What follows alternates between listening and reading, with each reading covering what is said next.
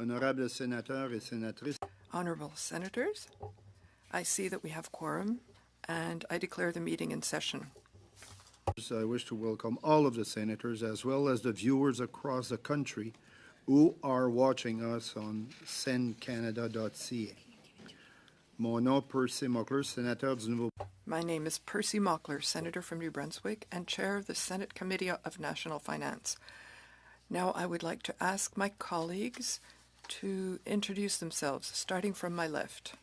Thank you. Good morning, everyone. Éric Forêt, Senator from Quebec. Good morning. Clément Gignac, Senator from Quebec. Rosa Galvez, Quebec. Bonjour, bienvenue. Rosa Galvez, Quebec. Senator Tonelli Freda, Quebec. From New Brunswick. From Kingston, New Brunswick. Elizabeth Marshall, Newfoundland and Labrador. Larry Smith, Quebec. Sorry, really. Thank you, Senators. Senators, today we begin our study on the subject matter of Bill C-59, an act to implement certain provision of the Fall Economic Statement tabled in Parliament on November 21st, 2023, and certain provisions of the budget tabled in Parliament on March 28, 2023. Nous avons aujourd'hui encore le plaisir. Today, again, we have the pleasure of welcoming Mr. Yves Giroux, Parliamentary Budget Officer. Parliamentary Budget Officer, Mr. Giroux. Thank you, Mr. Giroux, for accepting our invitation. And again, I want to reiterate that every time we ask you to come to National Finance, to the Senate, you are always responding in a positive way. And today, he is accompanied, Mr. Giroux, by the General Counsel and Director General, Costing and Budgetary Analysis, Mr. Mahabir, et aussi de Madame... and also accompanied by Ms. Diarra Sourang, Director of Economic Analysis. Welcome. Accepting this invitation. C'est toujours enrichissant, je dois partager avec vous au nom du... It's always something very enriching for us all at the Senate National Finance Committee, Mr. Giroux, to hear your testimony, your comments, and your reports.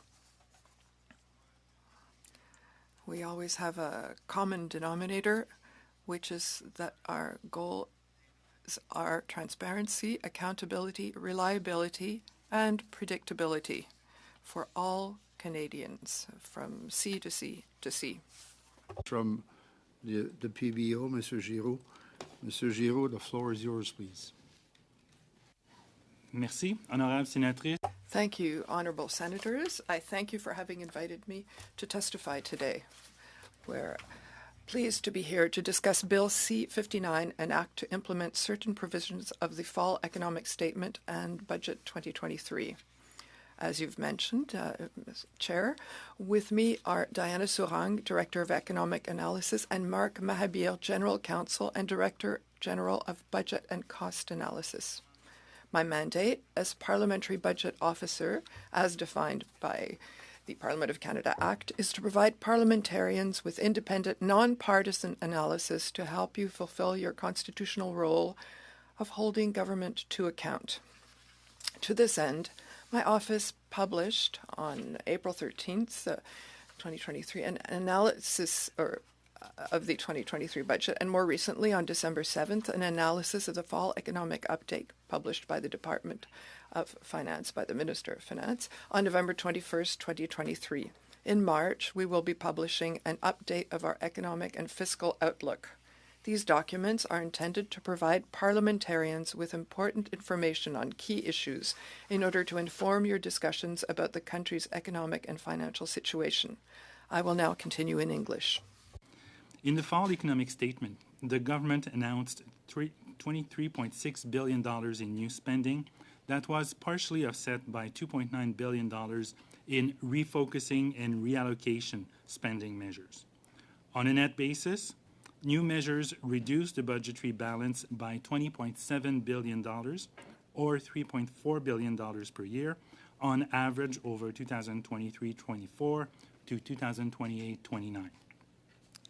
Yesterday, in response to a request by the House Standing Committee on Government Operations and Estimates, my office published an overview of the $500 million in announced reductions in spending on consulting, professional services, and travel for 2023-24 proposed in Budget 2023.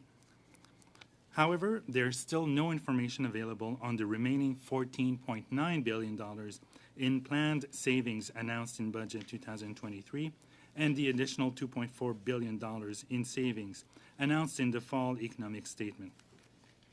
Further, there's currently no publicly available information on $3.6 billion in spending to be reallocated in the current fiscal year. Taking a broader perspective, since Budget 2021, the government has projected a total of $212.8 billion in new fiscal room. Essentially, all of this fiscal room has now been consumed by increased spending on a net basis, with only $500 million used to reduce the deficit on a cumulative basis. Of the almost $213 billion in new fiscal room, $188.8 billion, or 89%, has been used to finance new non-COVID-19 measures over 2021-22 to 2028-29.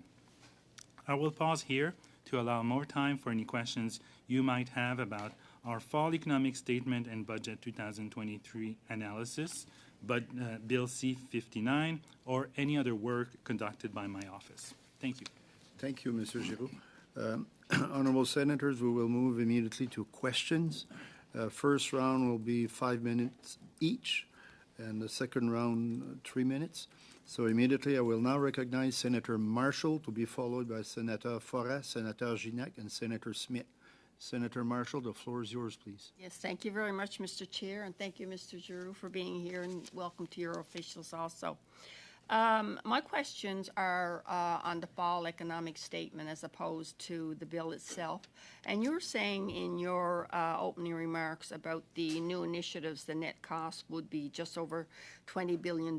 So it looks like the government, or they've indicated in their strategy that they're going to be borrowing again this year to fund at least some of those additional borrowing programs.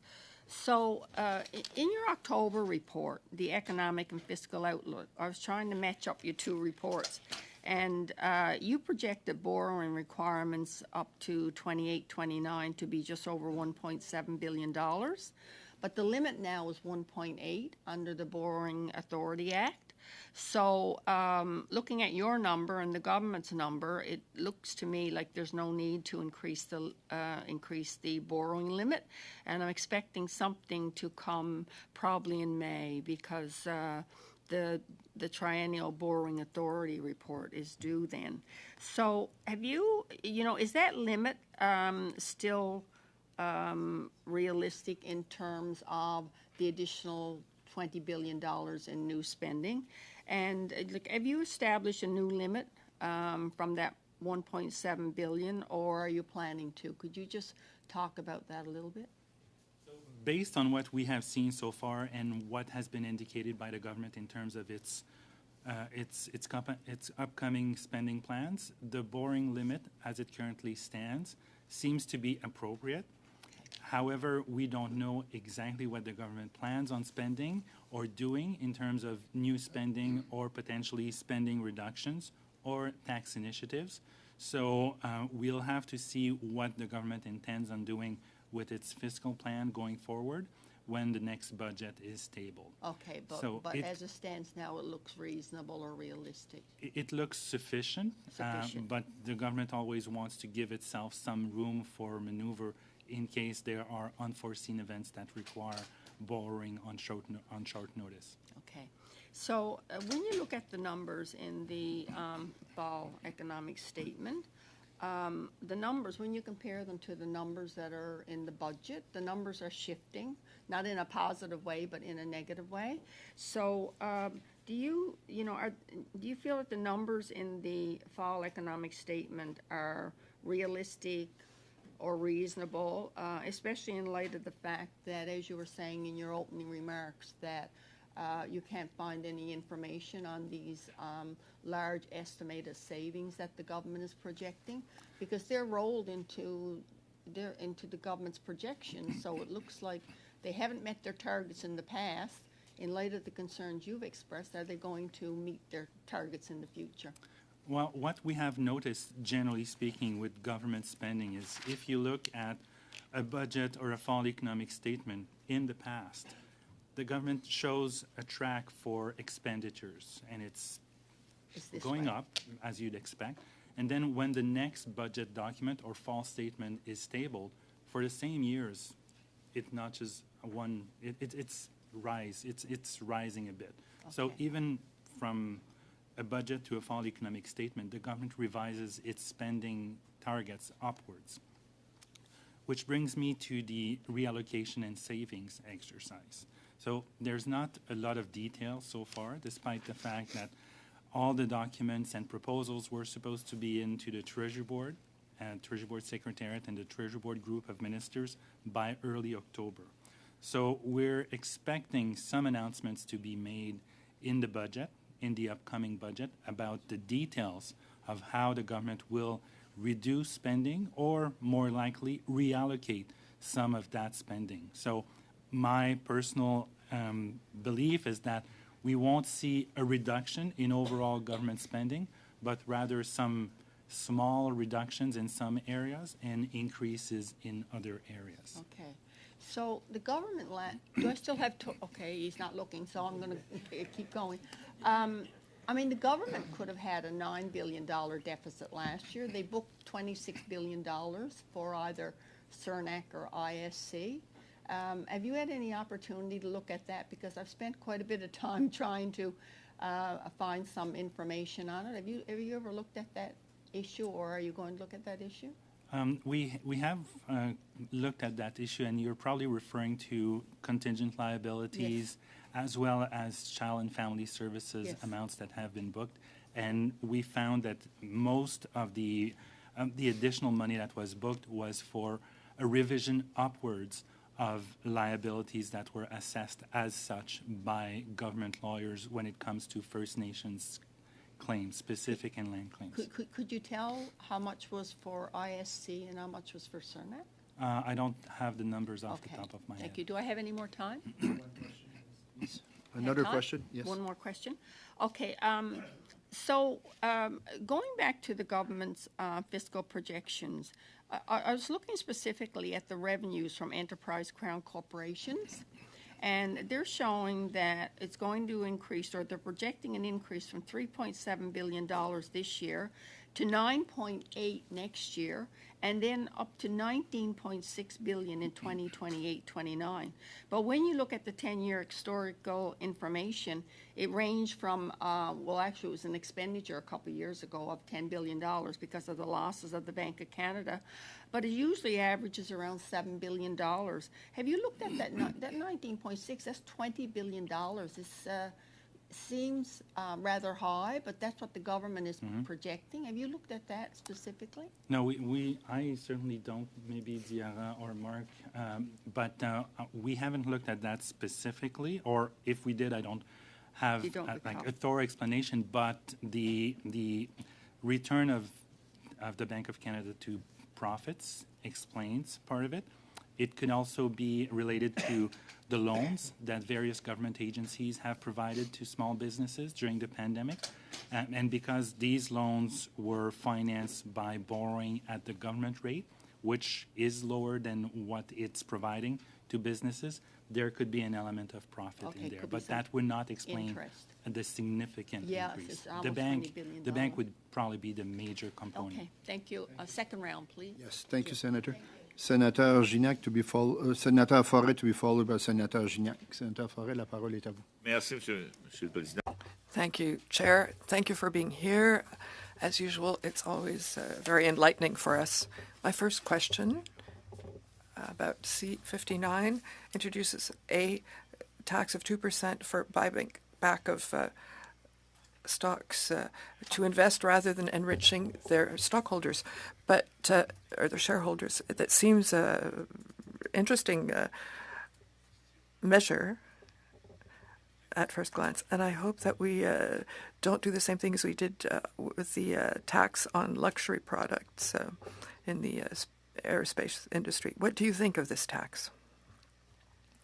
It's certain that a tax, regardless of its nature, always have some effects that seem to be counterintuitive or counterproductive. So it's a tax that we didn't study in great detail, but it's certain that the design always has capital importance. So if there are minimum thresholds under which the tax is not applicable, so I can't answer your question on the specific tax. We didn't look at it in detail yet.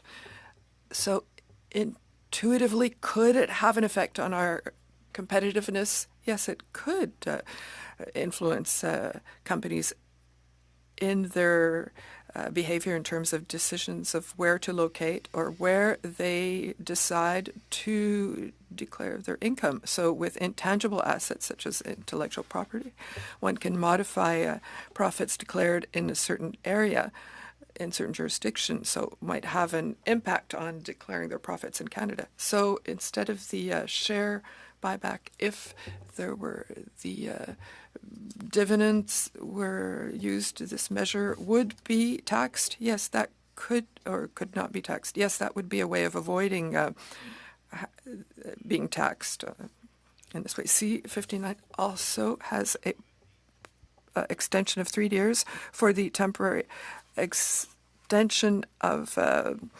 for the ZETN tax. So these decreased taxes will be gradually eliminated until 32. So eliminated after tax years starting in 2024, rather being done from 29 to 31. So this reduction might cost how much, in your opinion? We estimated certain of the tax measures related to the green economy and a transition to a decarbonized economy. But unfortunately, we have not estimated the effect of this one. So we have an estimate for several of them, but not this one yet. Maybe the government has put out cost estimations, but we didn't do it independently. So even if you haven't, so it hasn't been estimated yet, right? So a question that affects me, especially because C-28, Bill C-28, which I'd sponsored, wanted to create a better environment for businesses transferred to relatives. The policy was put in the government to have more favorable conditions for small and medium-sized business transfers. So now there are new rules for surplus, for Article 84.1 is not applicable. So we didn't have a briefing for C-59. Do you understand what effect C-59 has on transfer to relatives of SME? So it's a very specific thing in the C-59 that has many, many pages. But Mark, who is more brilliant than me, could maybe enlighten you on this matter. Thank you for the question. We did have a study that we published 5 years ago when the private members bill was first introduced. The additional measures in C-59, I believe, look at ensuring that the valuation of the corporation is done properly and that the shares are held for the required time before they are transferred to the child or the grandchild. Est-ce que j'ai encore du temps? Do I still have some time? Yes. So before I talked about this tax on luxury products, we were very apprehensive about the advantages this might represent in relation to the impact it might have. So we've realized after a few years of use that we really shot ourselves in the foot in terms of what we've generated as revenue and the costs of employment and economic activity. So did you carry out the same analysis on the tax on luxury products? We didn't follow up to see if there was a decrease of economic activity after the introduction of this tax. We had predicted a change in behavior in terms of ships, planes, and cars. We thought there would be a significant reduction in some categories more than others, I think up to 25 to 30%, if I'm not mistaken, but we did not follow up to see if that had actually happened. On the one side, because this tax is relatively new still, and it's a question that's very interesting.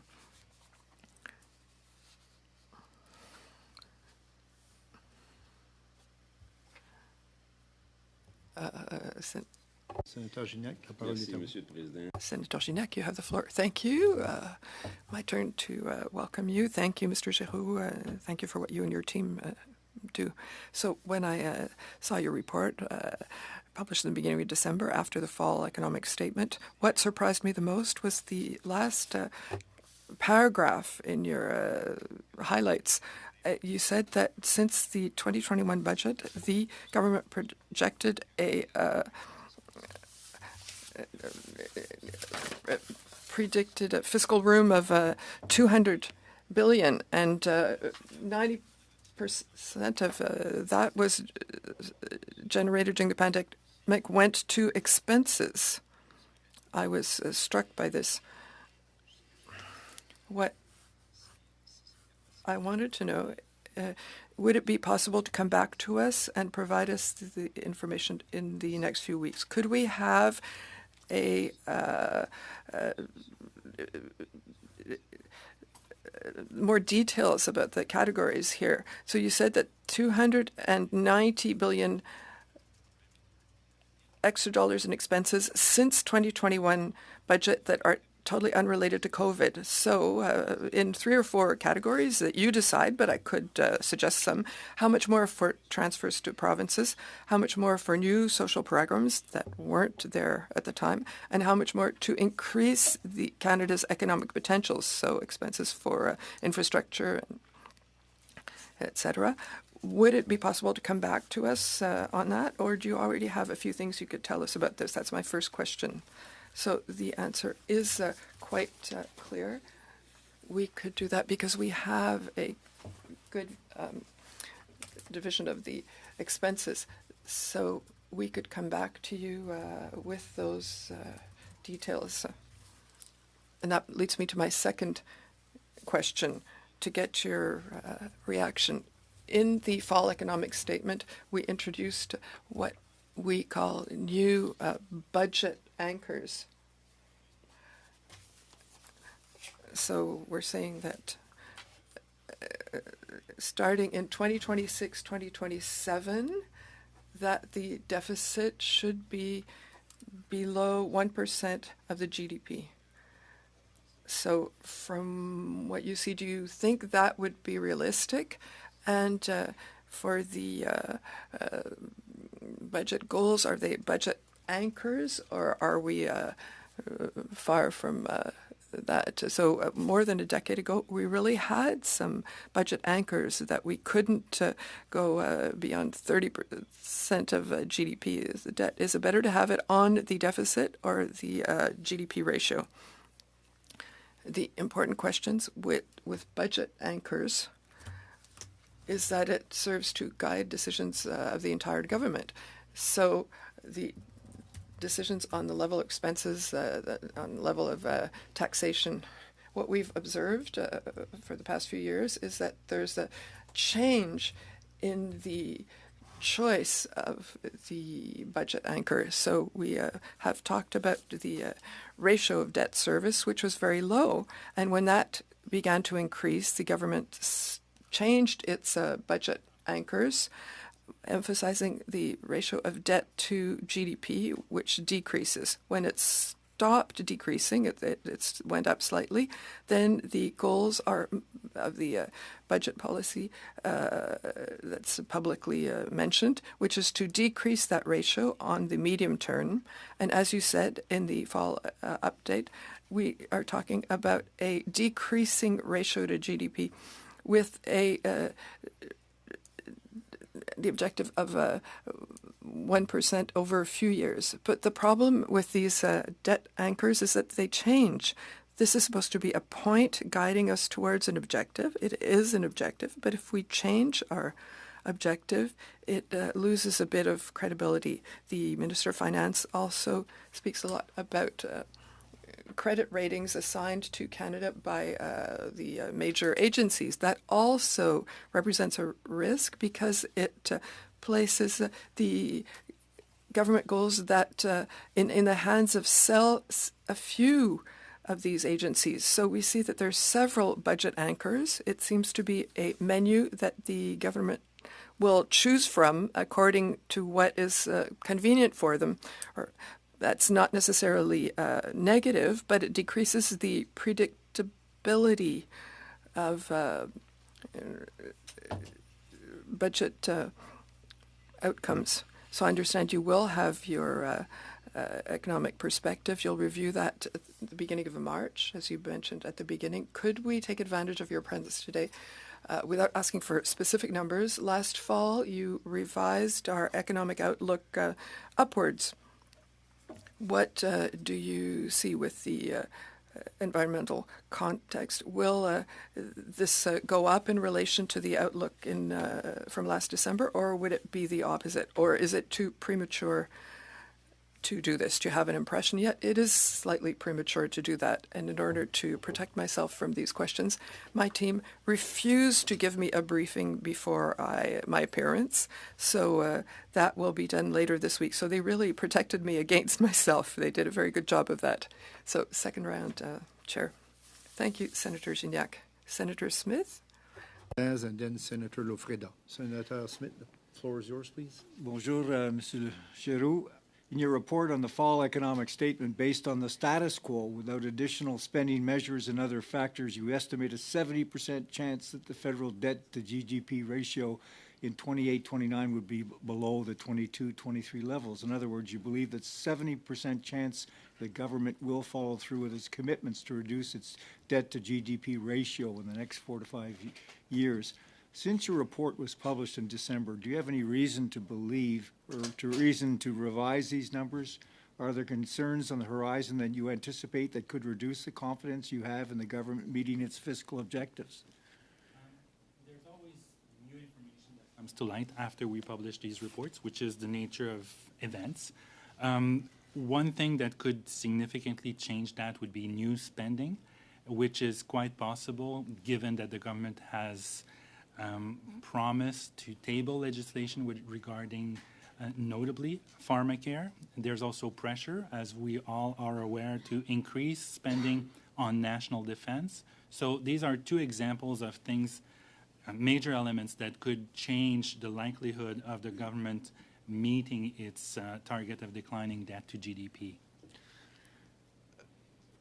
Just another question. Past behavior is often a good indicator of future behavior. The government has been running deficits since it came into power in 2015. It's long abandoned its plan to balance a budget. It came up with, quote, unquote, fiscal guardrails during the pandemic, which it abandoned as well. Here we are with these new anchors, which many economists have noted to take with a grain of salt given the government's track record. Just wondering if you factor in the past behavior of the government when you model your confidence intervals. It's highly subjective, so it would be risky to add that element into our confidence intervals. So we look at the past history, how events could unfold on a relatively short time frame like that, but we don't insert subjective elements such as the government's propensity to introduce new spending measures. That would be highly subjective to a certain extent. Are there certain departments that you feel are advancing in a more positive way than other departments? I mean, how do you gauge dealing with the various departments in terms of some of these fiscal actions that they're trying to undertake and not having great success? Is this just a systematic issue throughout the government, or are there good people and less performing people? Well,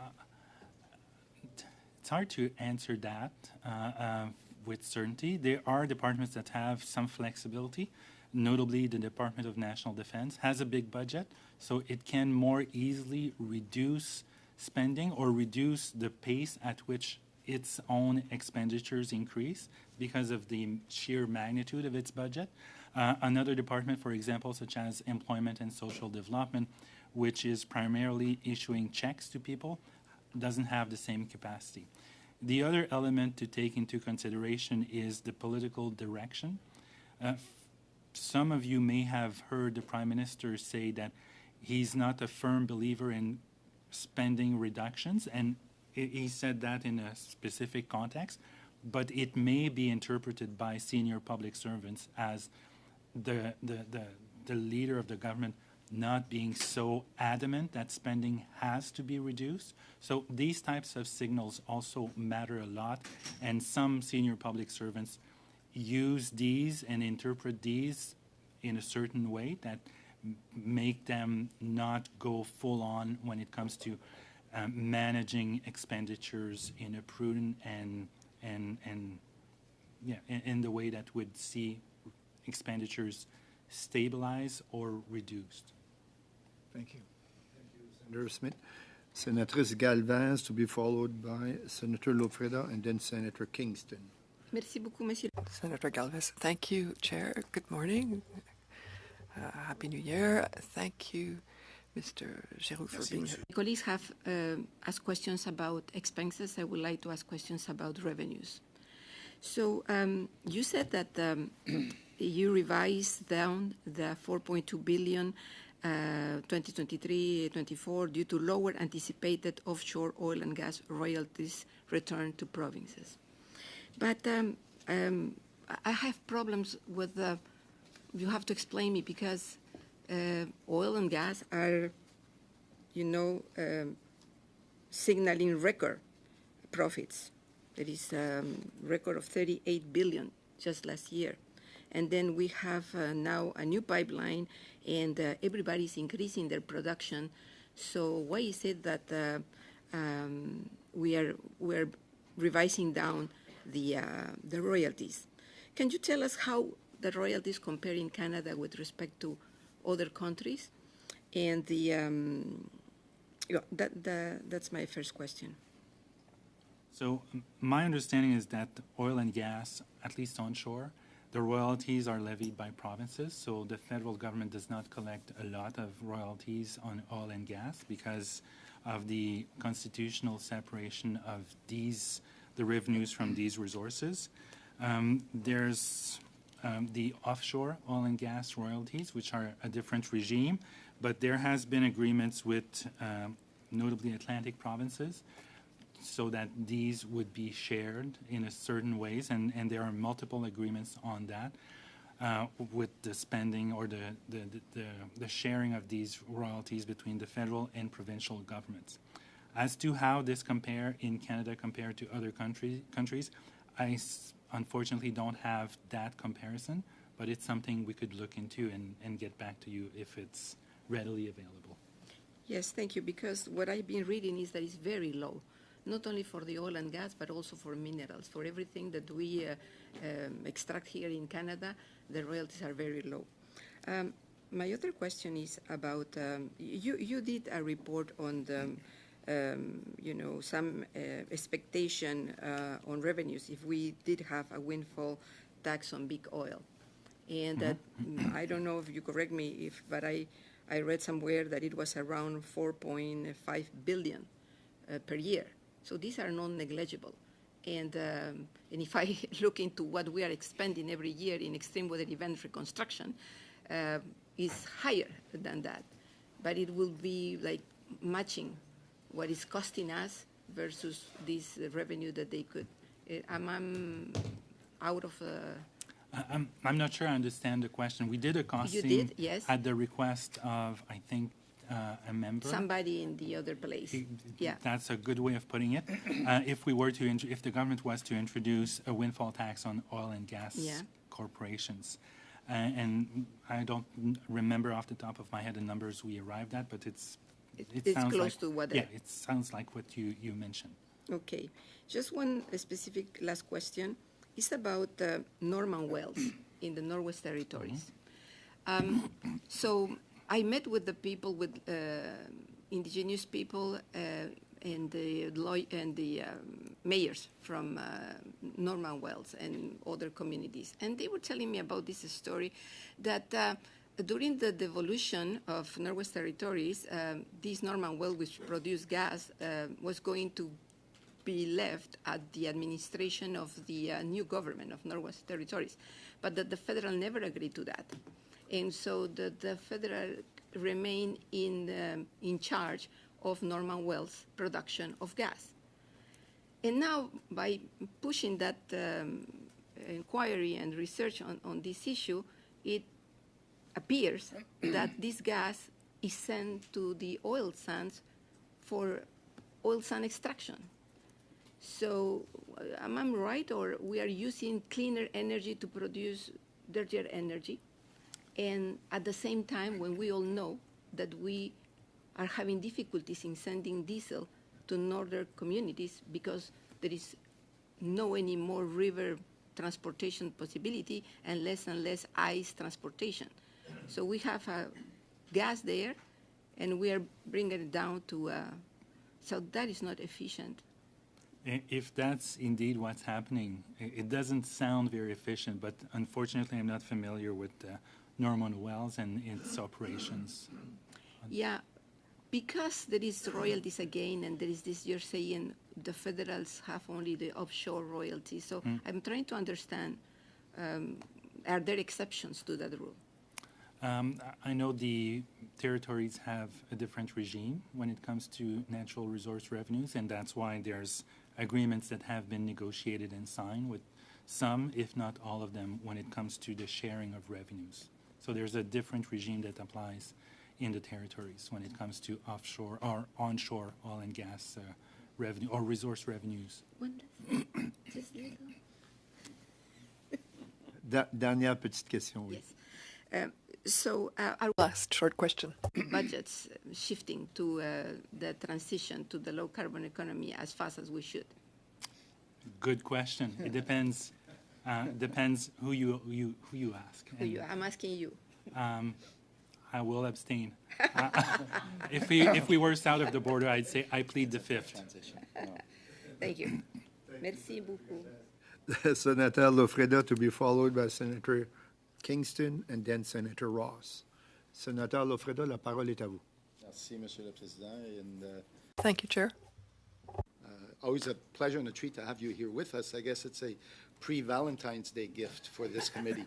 So thank you. But on a serious note, housing affordability is a priority for many.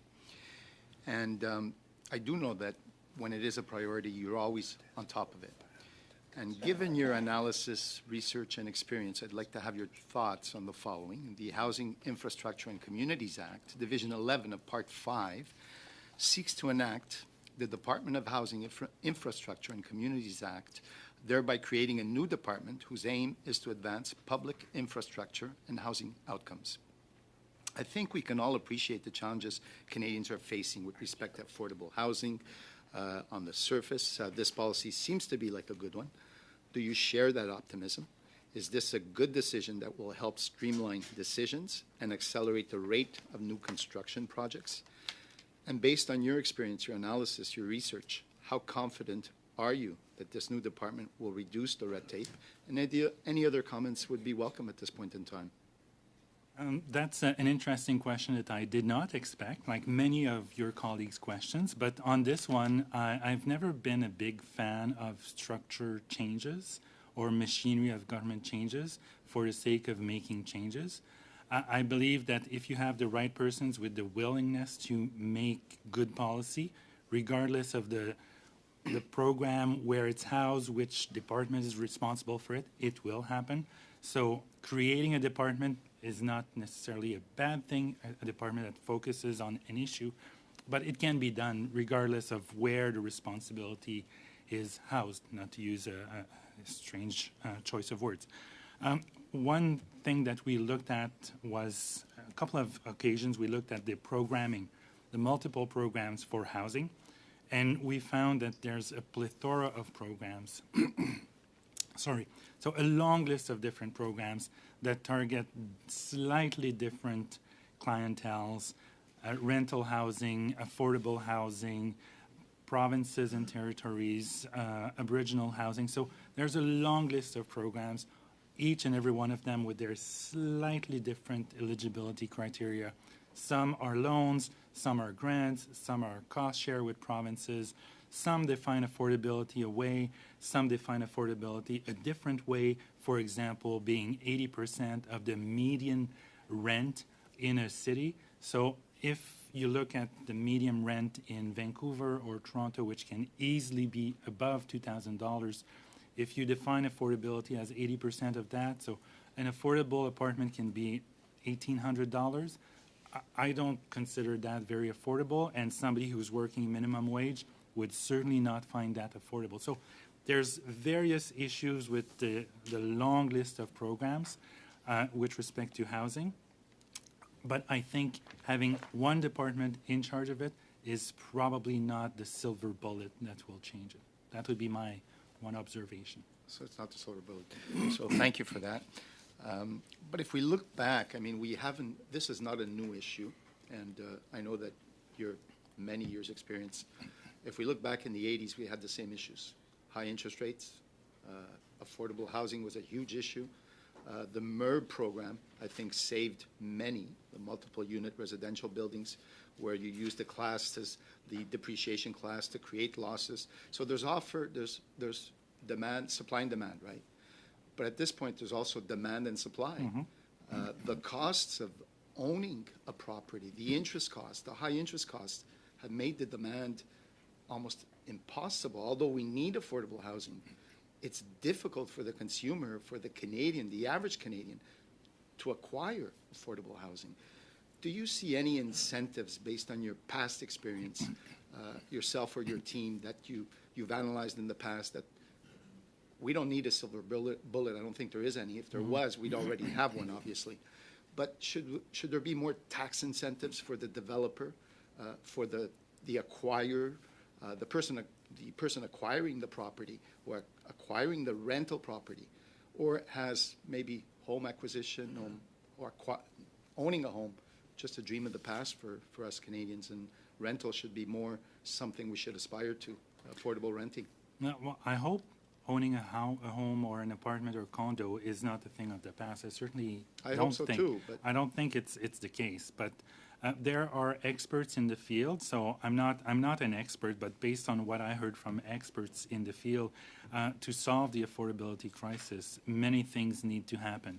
Cities need to be more agile in granting building permits, and that's an issue that the government is trying to tackle. Not easy, because bureaucracies have a way of justifying their own existence, sometimes for good reasons, but sometimes just for the sake of existing.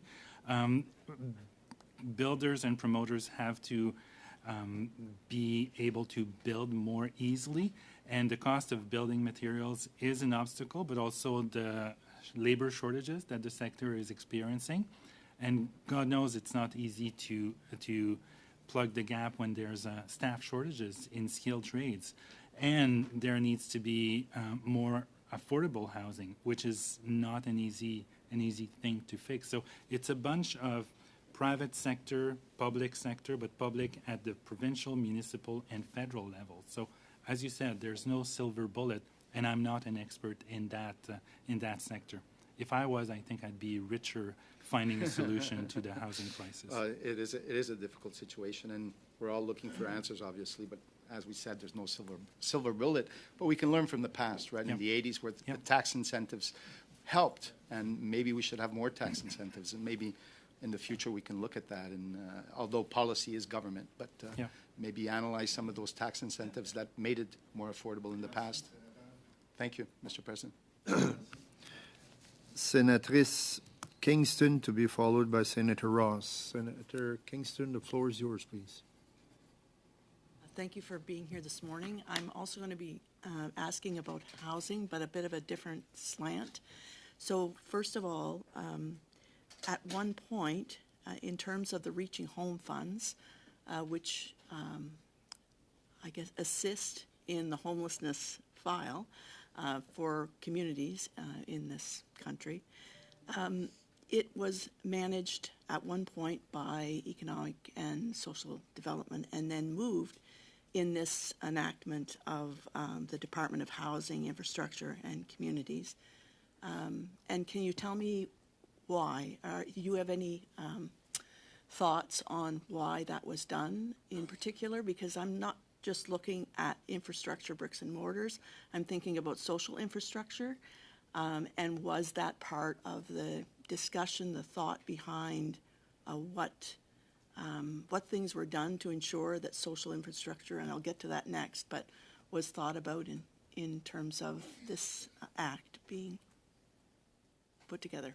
So I can't speak as to why the government decided to make a change. They rarely tell me why they make changes.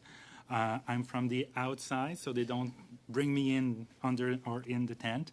But based on public comments, the decision to move that program from ESDC to the newly created entity is to ensure that all the programs related to housing are managed in a consistent manner, with the hope of making it more seamless and more integrated to move from homelessness to housing to affordable housing. So that's what I gather from public comments. And I think it probably makes sense to move it there.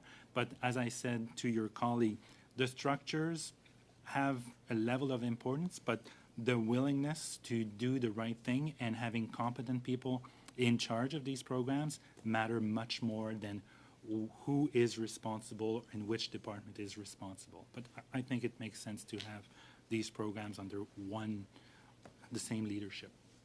Okay, so following that then, since Reaching Home really speaks to Housing First, and Housing First speaks to supports for people, not only the infrastructure that they need to have to live in, but the supports that they need to be successful in their housing. So does Infrastructure Canada then hire people with the expertise needed to think about when they're deciding about how their grants will be structured, for instance, what they're going to support? Are they going to support those supports to housing for the communities that are absolutely necessary? And I'm thinking about policy development, because I'm thinking about the 5 to 15% of people who are homeless who will not be successful without those supports. And that requires departments working together, for instance, to have that happen. So I guess, have you seen Infrastructure Canada be seized with this issue, wanting to continue with Housing First objectives and giving communities the means to move forward with the Housing First approach? Based on my experience with ESDC, which used to be responsible for homelessness, they have a good social lens that they apply to programming, and that's probably why homelessness programs have been with ESDC for a number of years, because they have that lens, they have these contacts with provinces and territories. So with a program being transferred from ESDC to infrastructure, usually what happens is that the staff also gets transferred. So I would hope, and I have no reason to believe otherwise, that the staff that managed Reaching Home at ESDC will also be the same persons managing the program under the infrastructure departmental umbrella. But I have not looked at that specifically. Okay, thank you. Thank you, Senator Kingston. Senator Ross, the floor is yours, please. Thanks very much. I'm interested in hearing some perspective on the digital services tax, the 3% that's going to be implemented and potentially retroactive. I'm interested in knowing how much of an impact you think that will have on Canadians, given the revenue that's projected from it. So we looked at that, and my colleagues. Did you? Okay, so my colleagues, thankfully, Diarra worked on that, so she can probably speak to it much better than I can. Thank you for your question. I would say for the digital services tax, one impact that we noted on the Canadian consumers would be the potential for businesses to eventually increase prices of their services, because typically what we see is that whenever there is a tax on a service or goods, businesses tend to pass them through consumers 100%. And that is a risk that we flagged in our costing notes, but I would say the majority of the impact would be mostly on the business side itself, not necessarily being transferred to consumers. Because as we noted in the report again, there are ways for businesses to, I would say, reallocate their profits, and because they're large corporations, right? So they have more latitude than smaller businesses, and as to where they declare their revenues and how they consolidate them to be declared as per the Digital Services Act. So they have more, I would say the impact would be more on the business side, so on the revenue side for the Canadian government, but the impact on consumer would be a bit less if we look at it on that front. How do you think, I guess as a follow-up, how do you think that it would impact the investment climate here in Canada if not every other country has this? Well, that was a risk when Canada decided to not, I guess, take part in the OECD consultations anymore. But there was also a reason why they decided to do that, because talks were being dragged out, and Canada wanted to have its own act. But it is not the only country that has it. So the UK has implemented it successfully, in the sense that it has been implemented, and they did follow-up reviews, and it didn't seem to have affected the investment climate in the UK. So we don't have any reason to believe it will be the case in Canada. Thank you. Thank you, Senator Ross. I will now recognize, to conclude the first round, Senator McAdam. Senator McAdam, la parole est à vous. Thank you for being here. I'm just wondering if there's any detailed information available on the pollution pricing framework, showing, the carbon tax proceeds received and the incentive payments and rebates. I noticed in the fall economic statement the proceeds were projected to be in 2023-24, $10.4 billion, and the proceeds from pollution pricing that would be returned are $11.2 billion. So I'm just wondering, and maybe you've done this kind of costing and you have detailed information on this. I'm wondering where that's available. The government releases information, I think, on a quarterly basis, if not more often, on the proceeds that it collects and the rebates that it sends to Canadians, and I think they do that by jurisdiction. And we will certainly have an updated projections in our economic and fiscal outlook that will release next month. So is this a detailed breakdown? Does it show, obviously businesses and individuals, but the types of businesses? Is it broken down by can you see for the farming sector or the agriculture sector, things like that? In our analysis, in our EFO, no, it's the aggregate amounts. I don't know if the government releases that specific level of detail. No, I don't think so. We're all nodding no. So probably not. Maybe Statistics Canada will release that information later on, once the information is available to Statistics Canada. But to my knowledge, it's not being provided publicly at this time. Okay, thank you. Honourable Senators, we will now move for a second round of 3 minutes each. I will now recognize Senator Marshall, to be followed by the Senator Forêt and then Senator Gignac. Senator Marshall, please. Thank you very much, Mr. Chair. Mr. Giroux, several of my colleagues this morning have asked questions about revenues and personal income tax revenues. This is personal now. Went from $181 billion in 2015 to $315 billion last year. It was a 74% increase. But the corporate taxes went from $39 billion to $34 billion, but that increase was 141%, so it's almost double the personal. Is there a breakdown available anywhere as to the source of the revenues? I know one of my colleagues here this morning was asking about the luxury tax, which was imposed, and the government projected a certain amount that they would collect, but we don't know if they actually collected that. Is that information available? Because I thought I had read somewhere, maybe it was in the public accounts, that part of the increase in tax revenues was from the resource sector, which comes back to a question Senator Galvez asked. Is there a breakdown somewhere on? I'd be interested in what they collected from the banks, because there's been a number of new taxes imposed on banks and financial institutions, and I think there's another new tax being imposed on the banks. So, you know, we see the corporate income tax revenues as an aggregate, but there's no breakdown. But I think that the breakdown would be really helpful. So is that something that you're aware of that's publicly available? I haven't seen it. Or do you do any work on it? Or maybe it's something for Stats Canada, I don't know. We don't have that breakdown per se. So we take the aggregate amount of corporate income tax. But I heard the same thing in discussing with provinces, notably, and federal officials.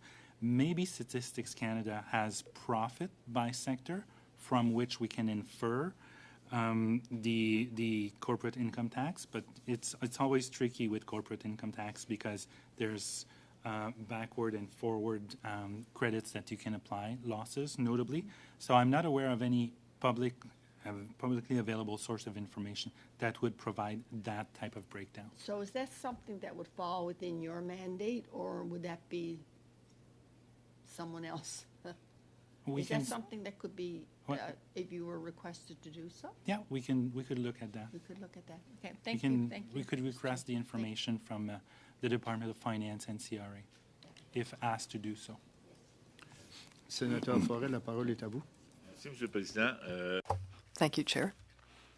On August 4th, 23, the federal government published an amendment of a law that wants to have the restoration of a minimum salary for businesses. So it's from the OECD to fight against the transfer of benefits. Even though the consultations took place in 2023, I understand that these provisions are for businesses that paying a minimum of 15% of income are not part of C-59. Is that true? Yes, that's the case.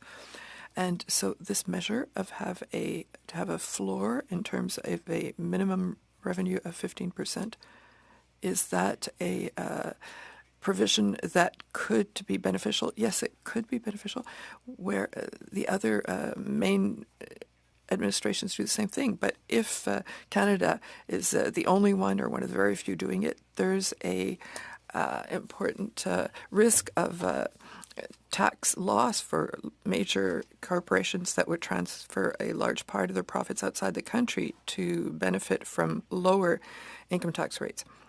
So it's possible for companies that have many intangible assets that aren't related to direct products. Yes, it's an impression, but it's a commitment towards the OCDE and the G20. It seems to me that it's a measure that seem to have been in operation in several other international countries. Yes, there is a general commitment to do it, but in terms of the implementation, we see that there are many delays or many exceptions when these plans are implemented, which explains why there aren't many incentives to be the first jurisdiction to implement such a minimum income that's restrictive.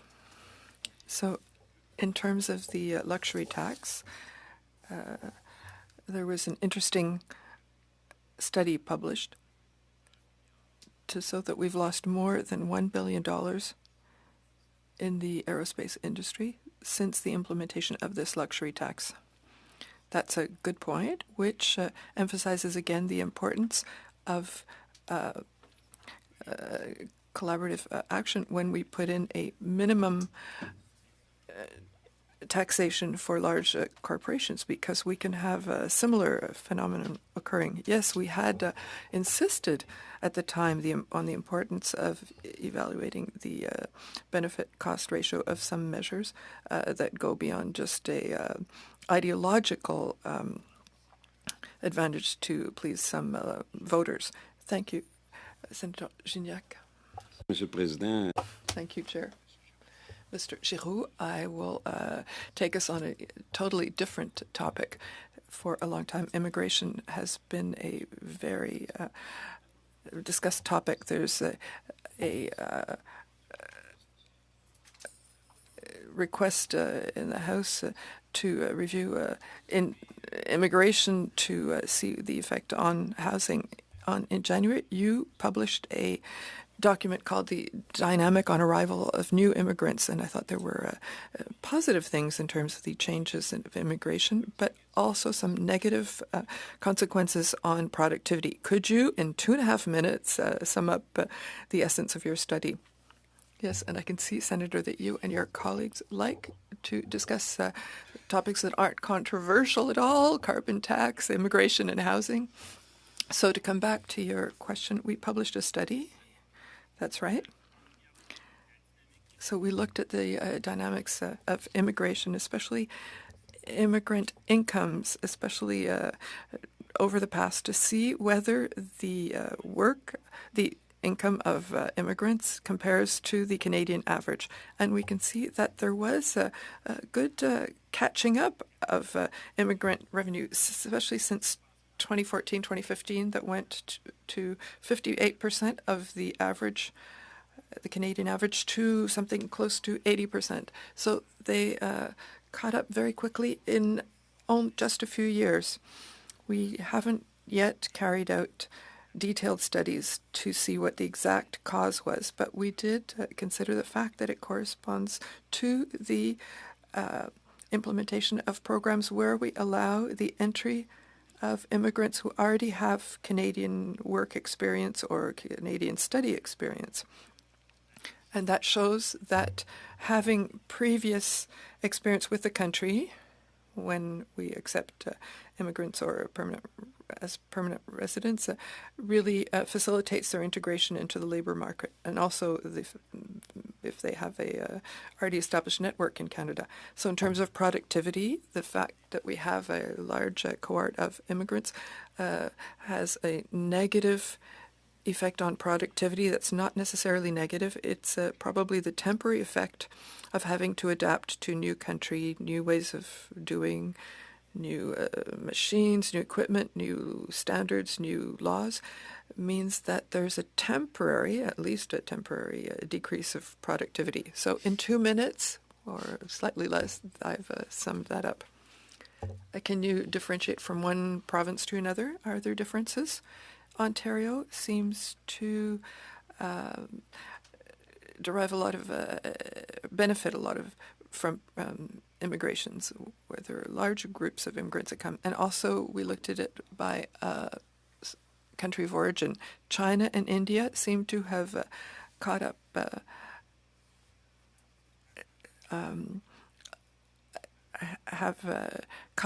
even more in relation to the average of revenue compared to immigrants from other places. Senator Smith, la parole est à vous. Thank you, Mr. Chair. Mr. Giroux, in the fall economic statement, the government reiterated its commitment to undertake spending reviews with the federal administration, refocus spending, and eliminate unnecessary spending.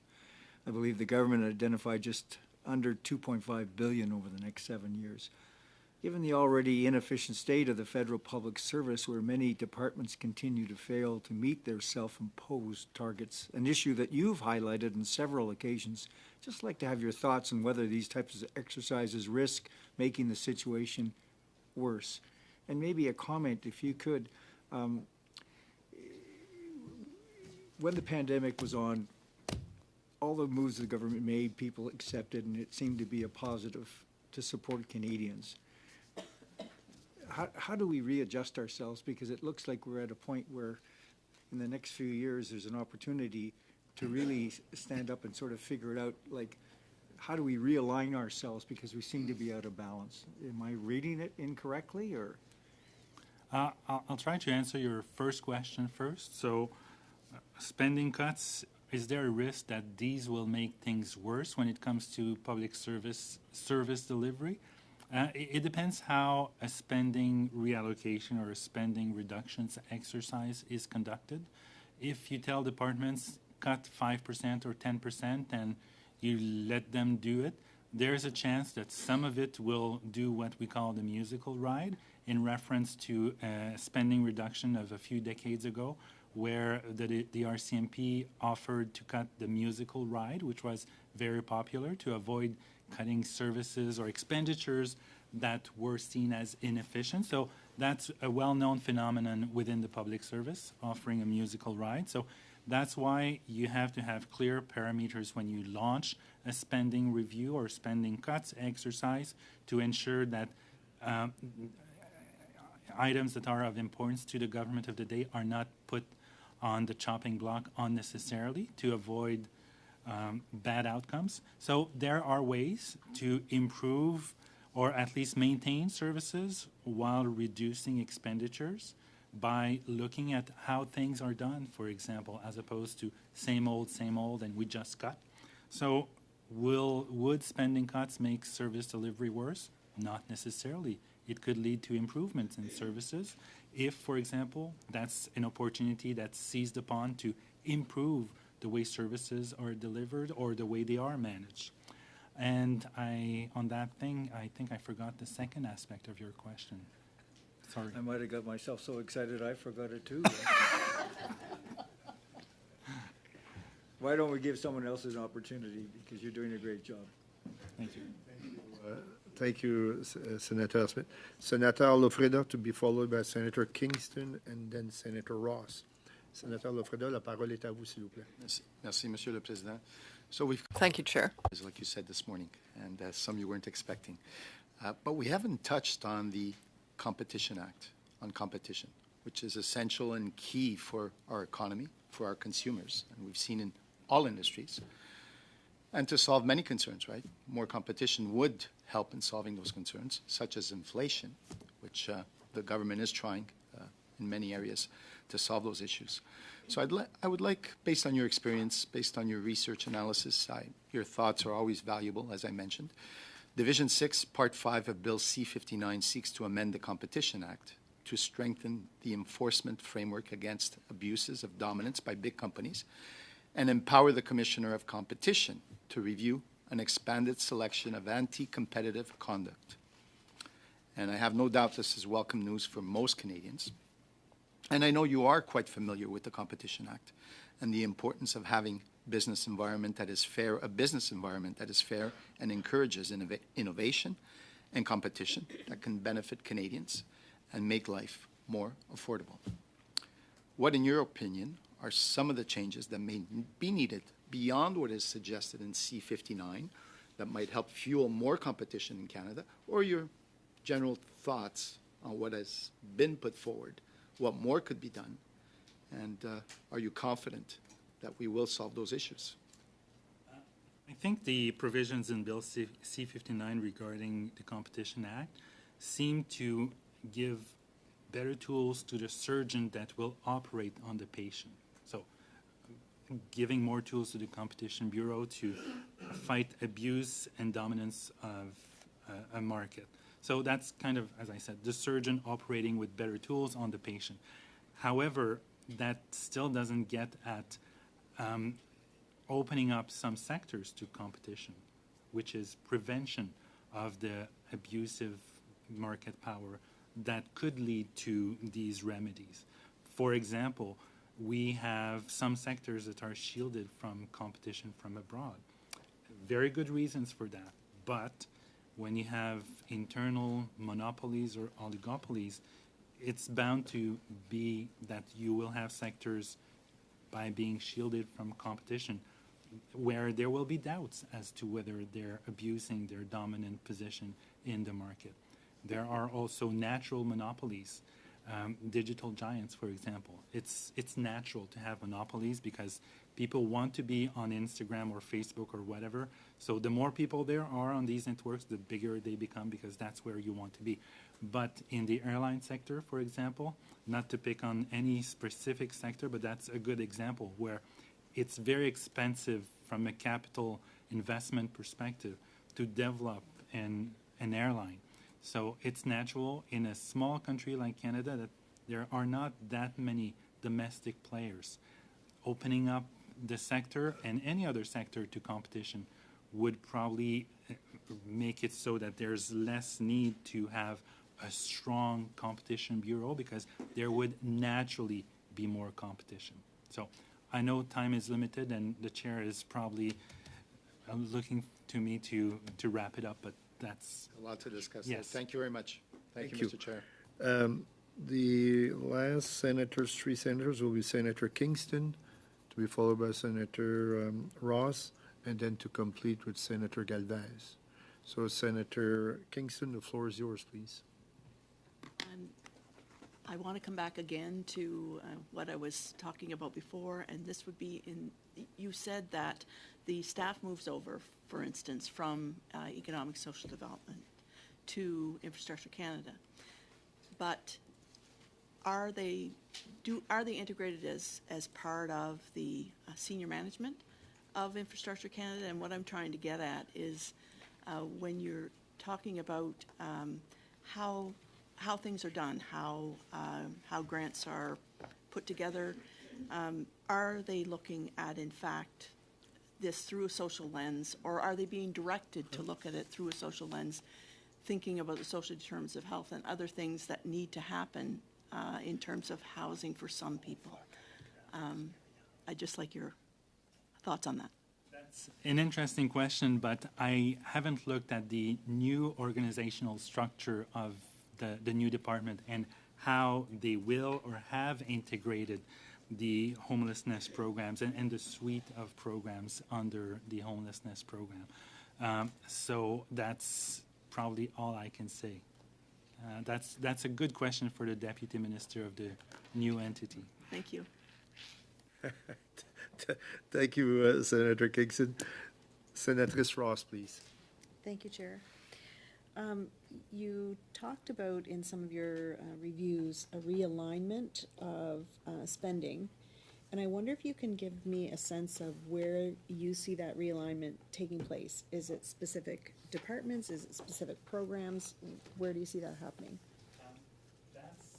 That depends on where the government wants to shift its own priorities. So it could be anywhere from shutting down entire programs. That could be called a realignment of programs. If, for example, they think that a specific program, think of anything, is no longer necessary and shift these resources to other areas of priority, to shutting down some or reducing internal services. So it really depends on what the government deems to be its shifting priorities.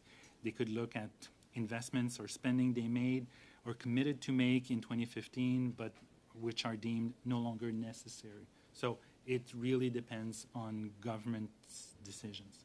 And no indications have been made as to what that might be? When I say no detail, I include that type of very important detail.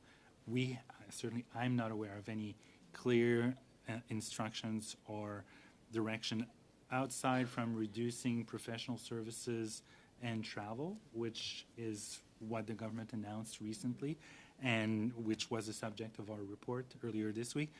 No clear indication. Thank you. Thank you, Senator Ross. Sénatrice Galvez, la parole est à vous. Ms. Galvez, you have the floor. Thank you very much. About expenses, and we talk about revenues. That was very, very interesting. I would like to talk about savings. And for me, savings is equal to efficiency, equal to increased competitiveness that it's so important, as Senator Lofreda mentioned.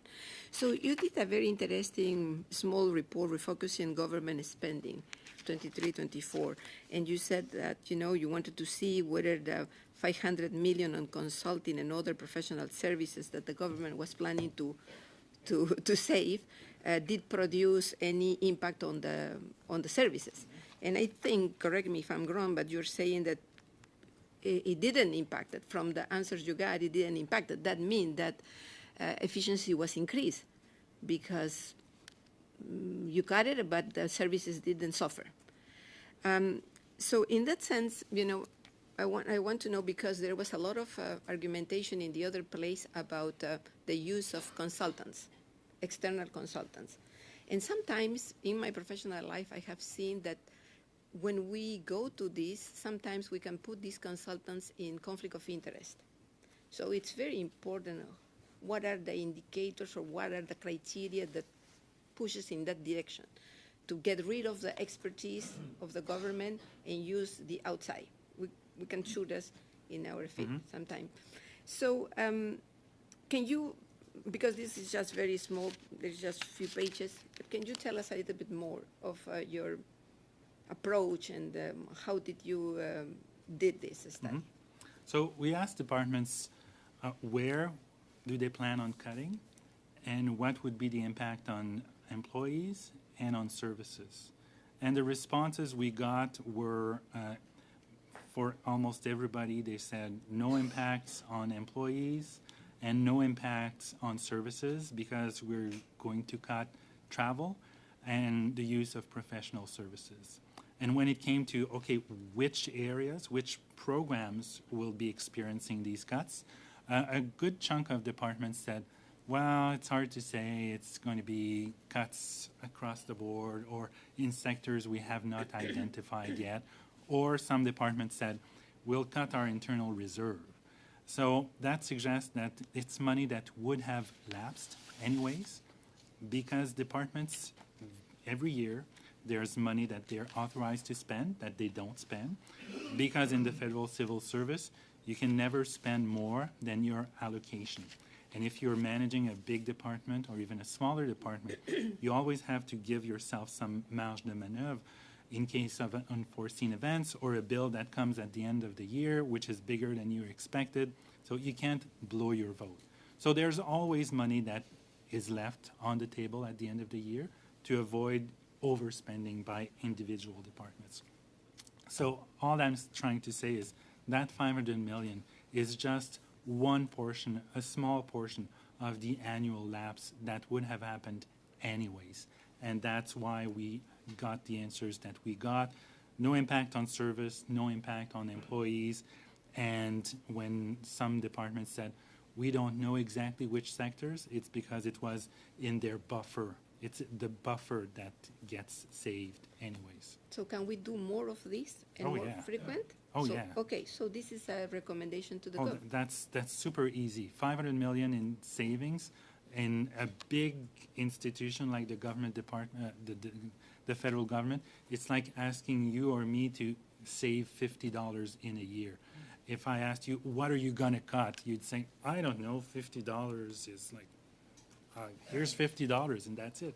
Your coffee for 10 days? Yeah. Thank you. Thank you so much. Let's see. To the PBO and your team, thank you very much.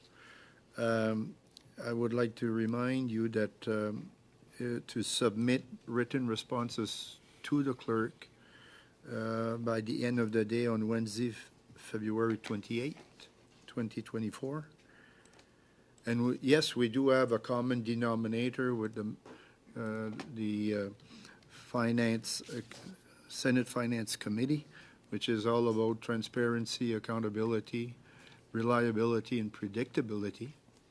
You've noticed that when I was listening very carefully as chair, like all the other senators around the table, when you talked about the musical ride, I will say that you certainly gave us this morning a lot of food for thought, very instructive, but we are not on the musical ride.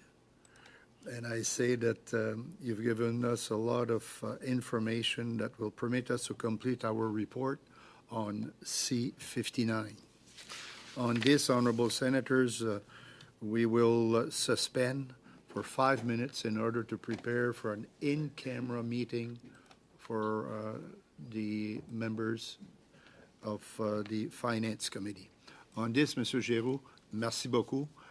Do you have any? Thank you, Mr. Giroux. Thank you.